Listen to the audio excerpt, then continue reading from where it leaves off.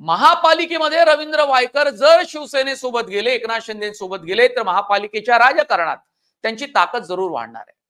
लोकसभा निवडणूक 3 महिन्यावर येऊन ठेपली आहे. लोकसभा निवडणुकीत सुद्धा जोगेश्वरी मतदारसंघ अत्यंत महत्वाचा आहे. पैशाच्या दृष्टिकोनातूनही पाहिलं तर वायकर हे अत्यंत महत्वाचे आहे, पण ईडीच्या रडारवर आहे.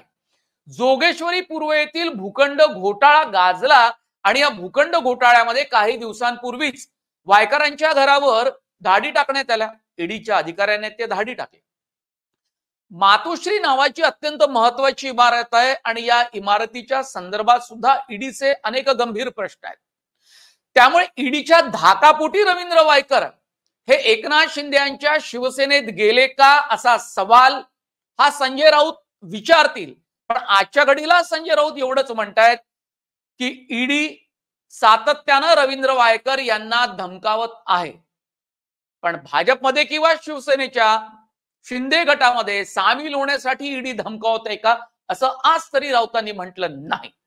पण एकंदरीत जे म्हणून काही नेते, भलेही ते शिवसेनेचे असेल, अजित पवार गटाचे असतील, जे गेले ते ईडीच्या धाकापोटी गेले का असं आपण माध्यम म्हणून म्हणू शकत नाही.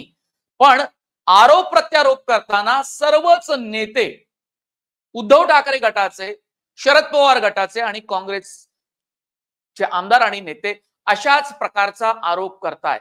हसन मुश्रीफ गेले, अजित पवार गेले, ते ईडीच्या धाकापोटी असं सुप्रिया सुळे कायम म्हणतात, शरद पवारही म्हणतात. पण आता जर